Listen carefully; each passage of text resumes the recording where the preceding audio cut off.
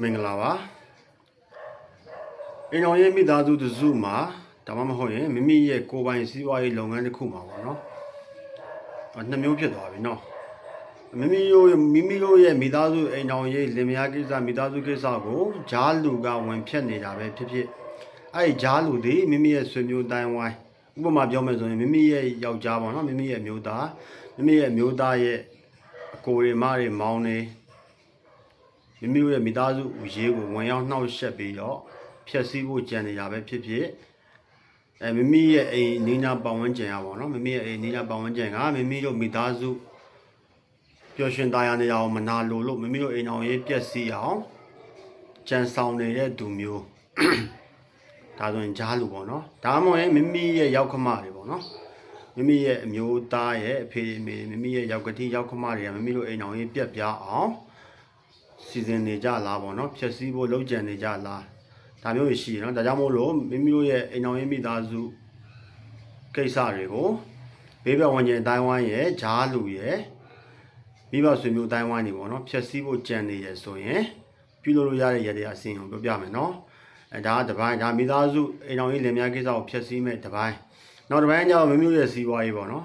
်မိမိတို့စီးပွားဖြစ်နေတယ်မိမိတို့ရောင်းဝယ်တွေဖြစ်နေတယ်လုပ်ငန်းတွေအောင်မြင်နေတယ်မိမိတို့စီးပွားဖြစ်တာကိုမိမိတို့အိမ်နီးနားပတ်ဝန်းကျင်ကမနာလိုဘူး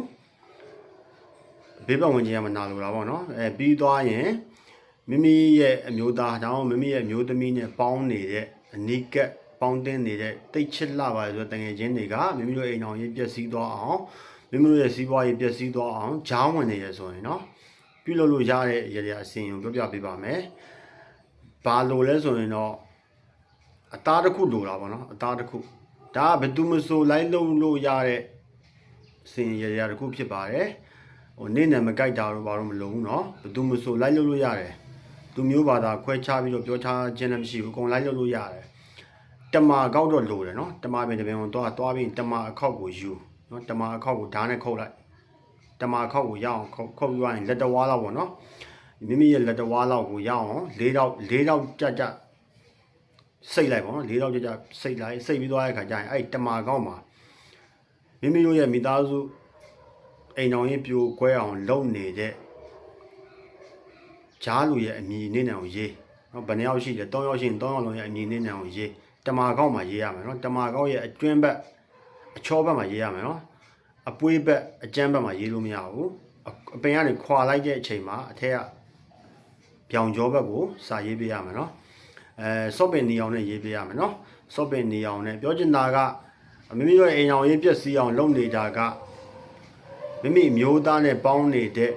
တငယ်ချင်းကလုပ်နေတာလားဒါမှမဟုတ်သူ့ရဲ့အမတွေကိုယ်တွေမောင်တွေကဦးလေးတွေကဖြက်စီးဖို့လုပ်နေတာလားဒါမှမဟုတ်ရင်ရောက်ခမတွေကိုယ်တိုင်ကမိမိတို့အိမ်အောင်ရေးပြက်စီးသွားအောင်ကြံဆောင်နေတာလာ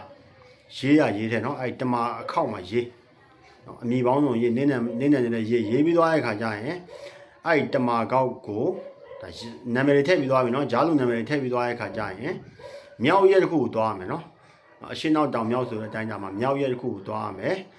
မြောက်ရက်တစ်ခုကိုသွားပြီးသွားတဲ့ခါကျရင်မြေကွက်လက်တစ်ခုဒါမှမဟုတ်လမ်းဘေးတစ်ခုပေါ့เนาะလမ်းဘေးတစ်ခုမှာအဲ့တမာခောက်ကိုပက်လက်လေးလှန်အမြင်ရေးထားတဲ့ဘက်ကအပေါ်ဘက်ကဖြစ်ရမယ်เนาะအမြင်ရေးတဲ့ဘက်ကအပေါ်ဘက်ကဖြစ်ရမယ်ပက်လက်လှန်ပြီးသွားတဲ့ခါကျရင်အမဲသားအစိမ့်တုံးတင်ပေးရမယ်เนาะအမဲသားအစိမ့်တုံးတင်ပေးပြီးတဲ့ခါကျရင်ခွေးပဲစစငှက်ပဲစစကြောင်ပဲစစစားကြတဲ့ဟာစားတော့ကိုကလုံးဝလှည့်မကြည့်ပဲလှည့်ပြန်ခဲ့ရမယ်တမာကောက်ကိုစာရေးရတဲ့ဘက်ကိုပလက်လှန်ရမယ်လှန်ပြီးသွားတဲ့ခါကျရင်မဲသားတော့အစိမ့်တုံးတင်ပေးရမယ်နော်အဲ့လမ်းတော်လမ်းလေးကွာဖြစ်ဖြစ်လမ်းဘေးတစ်ခုဖြစ်ဖြစ်မြောက်ရက်တော့ဖြစ်ရမယ်မြေကွက်လက်မှာပဲဖြစ်ဖြစ်သွားထားပြီးတော့အမဲသားတုံးတင်ပေးရမယ်တင်ပေးပြီးသွားရင်မိမိဖြစ်ချင်တဲ့အကြောင်းအရာအားလုံးကိုပြောရမယ်နော်ပြောလက်ညှိုးထိုးပြီးပြောရမှာနော်အဲ့တမာကောက်မှာတင်ထားတဲ့မဲသားတင်ထားတဲ့အစီရင်ပေါ်လက်ညှိုးထိုးပြီးပြောရမှာဒီနေ့ကစပြီးတော့ကျွန်တော်လမ်းကိုကျွန်တော်ရှောက်တော့ငါတို့မိသားစုရေးငါတို့အိမ်တော်ရေးကိုဂျားဝင်ဖြတ်စရာအကြောင်းမရှိဘူးเนาะဒီနေ့ကစပြီးတော့ကျွန်တော်ဖြတ်လို့လဲငါတို့အိမ်တော်ရေးကမပြတ်စေရဘူးဘာညာဘောเนาะကိုယ်စိတ်တရားရှိတဲ့အကြောင်းအရာတွေအကုန်လုံးလက်ညှိုးထိုးပြောရရင်အဲ့မဲသားတော့ဇရွေးထွေးပြီးတာနဲ့လှည့်ပြန်ခဲ့လိုက်အောင်เนาะဇရွေးထွေးခဲ့လိုက်ထွေးပြီးရင်လုံးဝလှည့်မကြည့်ပဲပြန်ခဲ့လိုက်เนาะမိမိနဲ့သွားတဲ့သူဒီအဖော်ပါတယ်ဆိုရင်အဲ့အဖော်ကိုလည်းလုံးဝလှည့်မကြည့်ခိုင်းနဲ့မိမိလည်းလုံးဝအဲ့ရတရားလုပ်ပြီးသွားရင်လုံးဝလှည့်မကြည့်ပဲနဲ့နောက်လက်မကြည့်ပဲနဲ့အိမ်တန်းပြန်ပေါ့နော်အိမ်တန်းပြန်လို့ရပြီ ဖြစ်ချင်တာဖြစ်လို့ထားခဲ့လို့ရပါပဲเนาะအဲ့မှာထက်လို့ရတဲ့အစီရင်ပေါ့နော်အကောင်းဆုံးပြုလို့ရတဲ့အရာတကူကဘာလဲဆိုရင်တော့သူတို့အမည်နည်းနဲ့နေပါသွားပေမဲ့လည်းသူတို့ရဲ့ဓာတ်ပုံလေးတွေပါပါတယ်ဆိုရင်တော့ပုံပြီးထိရောက်တယ်เนาะဒါဆိုရင်တော့ကျွန်တော်ကပြည့်ညတ်သွားဓာတ်သက်ပါဖြစ်သွားပြီလေဓာတ်ပုံလေးပါထုတ်ပြီးတော့ထည့်ပေးနိုင်တယ်ဆိုရင်ပိုကောင်းတယ်เนาะ